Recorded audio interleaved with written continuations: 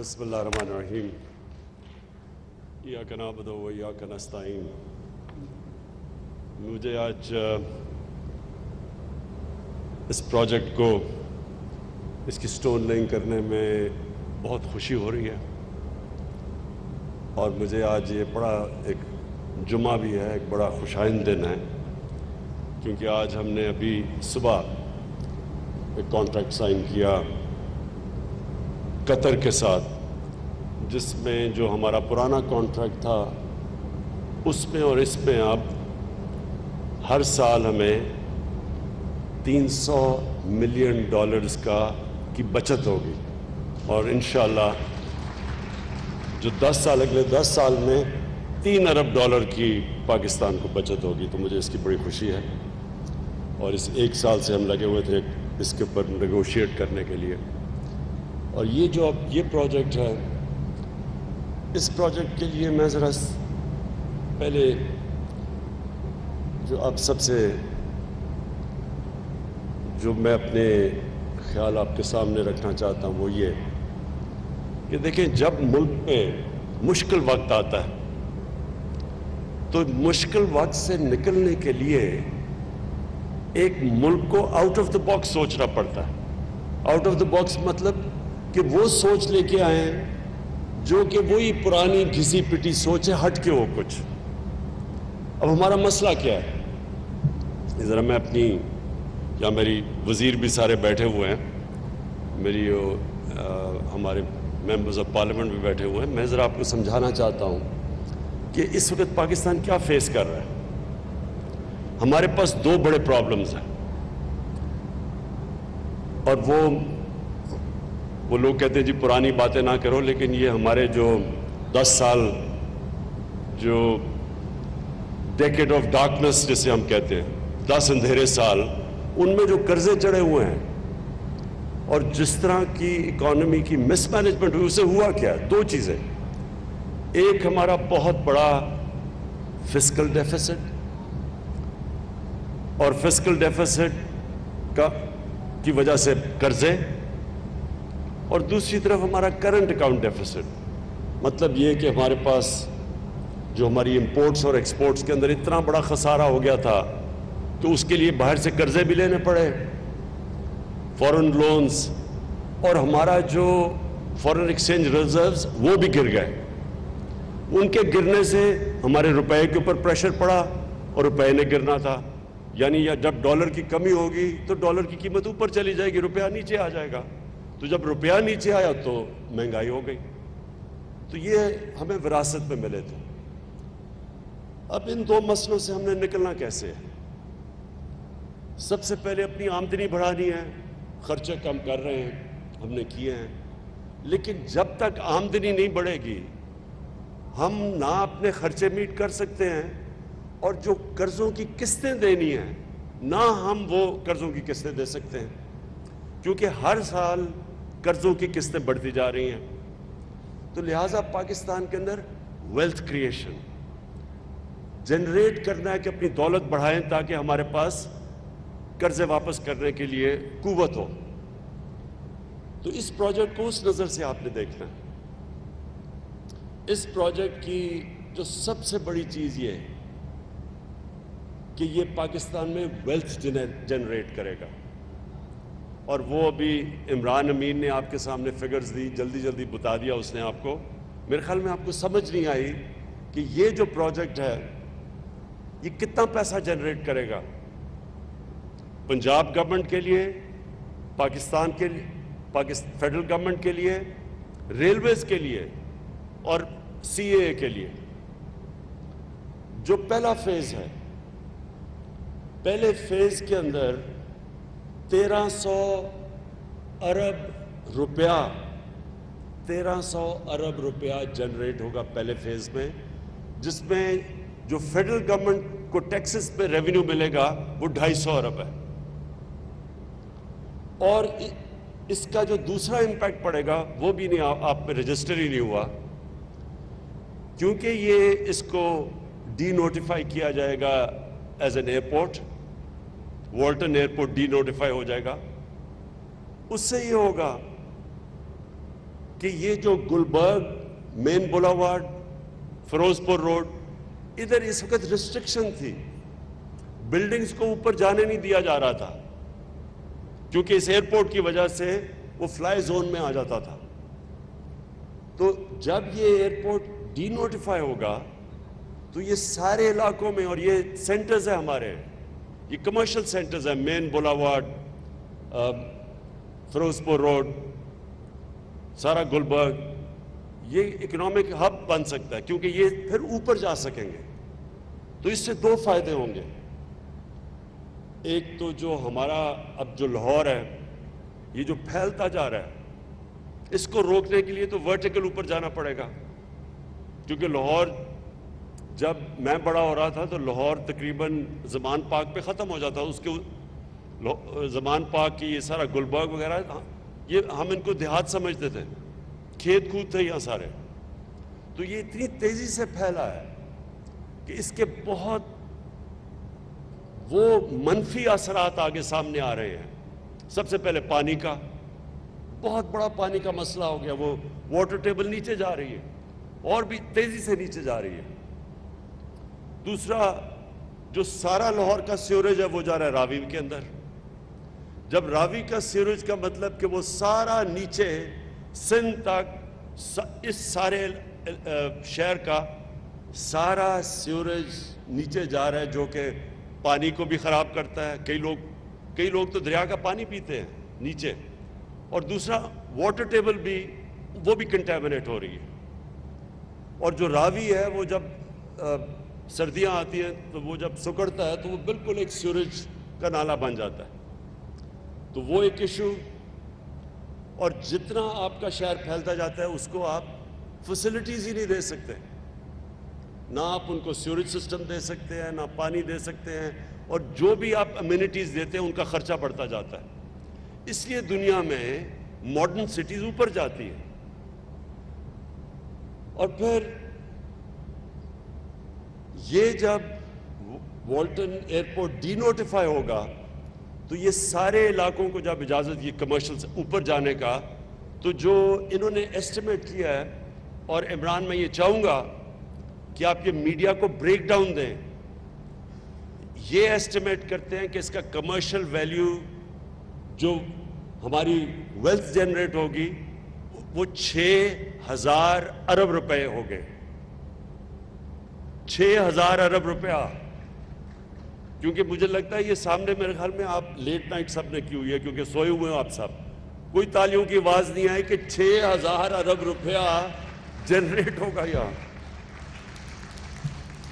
علیم خان آپ کو تو خاص پتہ چلنا چاہیے نا ان چیزوں کا, کیونکہ آپ تو ہیں اس بزنس میں.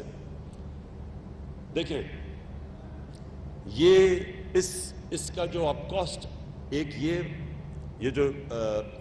یہ جو ہم والٹن کا پروجیکٹ شروع کر رہے ہیں, دوسرا جو راوی سٹی ہے, یہ جو دو پروجیکٹس ہیں یہ پنجاب کو, یہ پاکستان کو, یہ سارے پاکستان میں ویلتھ کریٹ کریں گے, ریونیو جنریٹ کریں گے. اور ویسے بھی یہ جو ایئرپورٹ کبھی شہر کے بیچ میں نہیں ہوتا, یہ بڑا 3-4 کریش ہوئے ہیں پچھلے چند سالوں کے اندر جب ایئرپورٹ اور فلائنگ کلب شہر کے اندر نہیں ہوتا. ان کے لیے ہم نے ایک اور جگہ دے دی ہے اور اس پہ انشاءاللہ بھی کنسٹرکشن شروع ہو جائے گی تاکہ یہ آلٹرنیٹ شہر سے باہر چلا جائے, اور اس کو پھر ہم پوری طرح ایک کمرشل سینٹر بنائیں. ایک اور میں نے دیکھ رہا تھا کہ ہمارے کئی لوگ کہہ رہے جی کہ یہاں درخت کٹ جائیں گے اور پتہ نہیں یہاں لاہور کے اندر ہم اور کانکریٹ کیا پتہ نہیں کیا لگا دیں گے, کیونکہ میں وہ ادھر راوی پروجیکٹ میں بھی یہی لوگ کہتے گئے کہ جی یہاں بھی انوائرمنٹ کے لیے نہیں اچھا ہوگا. اور یہ بھی پہلے تو میں سب کو یہ کلیئر کرنا چاہتا ہوں, پاکستان کی تاریخ کا جو سب سے بڑا انوائرمنٹلسٹ ہے وہ میں اپنے آپ کو سمجھتا ہوں. کسی نے آج تک پاکستان کی تاریخ میں سوچا نہیں تھا درخت لگانے کا, کسی نے نہیں سوچا, بلکہ سارے پاکستان کے بڑے بڑے جنگل ختم ہو گئے. ہم بچپن میں یہ چھانگا مانگا, چیچا وطنی, دیپال پور, یہ کندیاں کے جنگل میں, سارے بچپن میں ان جنگلوں میں ہم نے وہاں ریسٹ ہاؤسز ہوتے تھے گیا ہوا ہوں, بڑے بڑے جنگل تھے. سب ختم ہو گئے ہیں، جنگلوں کی زمینوں کے اوپر قبضے ہو گئے ہیں۔ تو پہلی دفعہ پاکستان کی تاریخ میں کسی نے سوچا تھا درخت لگانے کا، وہ ہم نے خیبر پختونخوا میں جو 1 ارب درخت لگائے تھے، جو انٹرنیشنلی اکنالجڈ ہیں۔ تو یہ سب سے پہلے مطمئن ہو جاؤ کہ کوئی درخت نہیں کٹ رہا، یہاں کوئی درخت نہیں کٹ رہا۔ اور اگر کوئی بھی درخت ہمیں ہٹانا پڑا تو ہمارے پاس اب اکوپمنٹ ہے، اس کو ریلوکیٹ کر دیں گے۔ لیکن جو اس کے بدلے جو ابھی انہوں نے آپ کو بتایا اربن فارسٹری، جو کہ ہم پورے یہاں درخت اگا رہے ہیں اور جو ساری ماڈرن ٹیکنالوجیز لے کے آ رہے ہیں، جو اب نئی درخت اگانے کی اربن فارسٹری کی ٹیکنالوجیز ہیں، وہ ساری یہاں یوز ہوں گی۔ جو یہ بلڈنگز بھی بنیں گی، یہ سب جو لیٹسٹ آج جو عمران امین نے جلدی میں اپنی پریزنٹیشن میں کہا، جو اب دنیا کے اندر جو نئی بلڈنگز بن رہی ہیں ساری، ان سب میں سسٹینیبل جو ان کی انرجی کنزرویشن، یہ سب نئی چیزیں جو آ گئی ہیں، انشاءاللہ وہ ادھر بھی کریں گے اور راوی سٹی میں بھی کریں گے، جو دونوں ہمارے بڑے پروجیکٹس ہیں۔ اور اس کا پھر ایک اور بہت بڑا جو فائدہ، جو ہمارا دوسرا مسئلہ ہے کرنٹ اکاؤنٹ کا، کہ جیسی ہماری اکانومی اوپر اٹھنے لگتی ہے، ہمارے پاس فورن ریزروز جو ہمارے ہیں وہ کم ہونے شروع ہو جاتے ہیں، روپے پہ پریشر پڑ جاتا ہے، کیونکہ امپورٹس بڑھ جاتی ہیں، اور جب امپورٹس بڑھتی ہیں تو پھر کرنٹ اکاؤنٹ یعنی ہمارے جو ڈالرز ملک میں جو آ رہے ہوتے ہیں وہ کم ہوتے ہیں، اور ملک سے باہر زیادہ ڈالرز جا رہے ہوتے ہیں۔ ہم نے ابھی تک پچھلے 5-6 مہینے میں بڑی دیر کے بعد پاکستان کا جو کرنٹ اکاؤنٹ ہے وہ سرپلس میں رہا ہے، سوائے پچھلے مہینے 6 مہینے ہمارا کرنٹ اکاؤنٹ سرپلس میں رہا ہے۔ تو جب ہمیں سب سے بڑا ڈیفیسٹ ملا تھا جب ہماری گورنمنٹ آئی تھی $20 ارب کے، تو یہ جو پروجیکٹ ہے اس کی وجہ سے ڈالرز آئیں گے پاکستان میں۔ میں بار بار لوگوں کو کہتا ہوں کہ ہمارا جو سب سے بڑا اثاثہ ہے وہ ہمارے اوورسیز پاکستانی ہیں، اور اوورسیز پاکستانی اب جب بھی کوئی ہاؤسنگ سوسائٹیز بنتی ہیں، علیم خان کو پتا ہوگا اس میں بہت بڑی انویسٹمنٹ اوورسیز پاکستانی کرتے ہیں، کیونکہ وہ بدقسمتی سے ہم نے ابھی تک وہ سسٹم نہیں بنایا کہ وہ ہمارے لیے انڈسٹری میں اور چیزوں میں انویسٹ کریں، وہ کرتے ہیں پراپرٹی میں صرف۔ تو یہ جو بڑا میگا پروجیکٹ ہے یہ راوی سٹی کا، اور یہ جو والٹن کا ہمارا پروجیکٹ ہے، اس کے اندر بہت زیادہ انٹرسٹ اوورسیز پاکستانی کا ہے، اور اس کا مطلب کہ باہر سے ہمارے پاس پیسہ آئے گا، اور جیسے جیسے ہمارا ملک اب اوپر جا رہا ہے، ہماری ٹیکسٹائل ایکسپورٹس بڑھتی جا رہی ہیں، ہماری اس وقت نئی فیکٹریاں بن رہی ہیں، تو جو مشین امپورٹ کرتے ہیں اس سے پریشر پڑ رہا ہے ہمارے فورن ایکسچینج ریزرو سے۔ اس لیے بھی یہ پروجیکٹ بڑا امپورٹنٹ ہے، کیونکہ اس کی وجہ سے ڈالرز آئیں گے اور ہمارا پھر جو ہمارے روپے پہ پریشر انشاءاللہ نہیں پڑے گا۔ میں جو عثمان بزدار نے ابھی باتیں کی اس میں صرف ایک اور چیز ٹچ کرنا چاہتا ہوں، جو ہم ایک نیا پاکستان پروجیکٹ ہے ہمارا گھروں کا، افورڈیبل ہاؤسنگ کا۔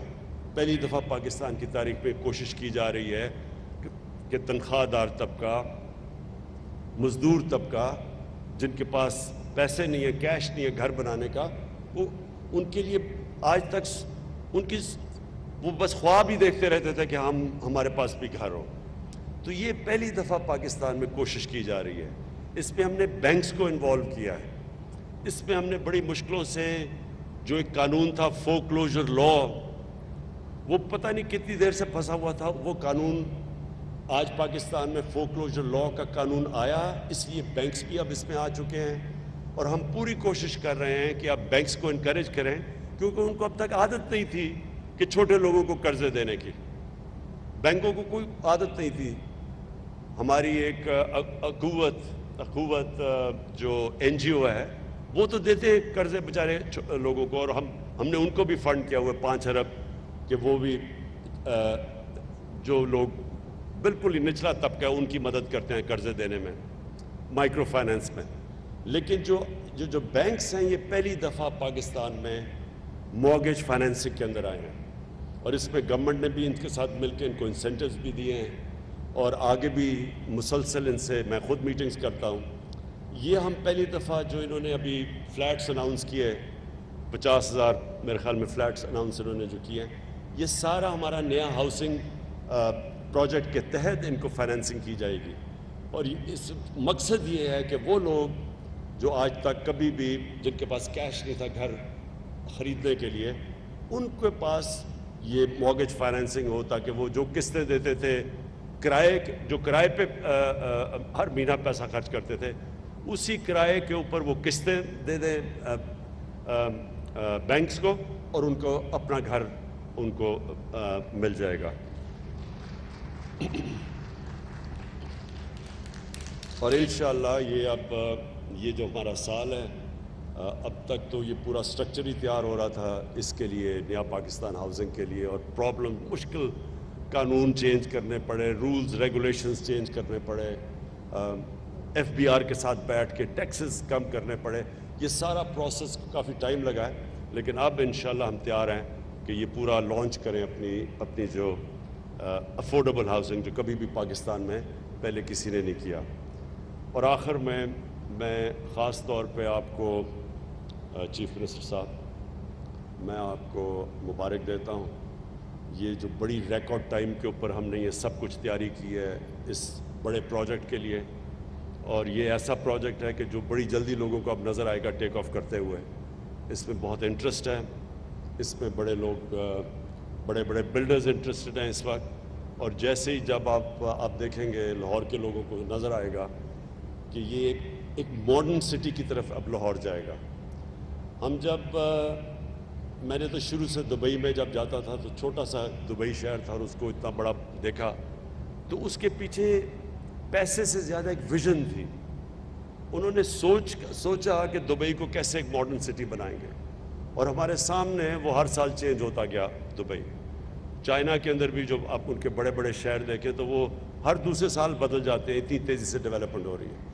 ہم بدقسمتی سے ہم نے پلاننگ ہی نہیں کی کہ ہم کیسے اپنے بڑے شہروں کو ماڈرن سٹیز بنائیں.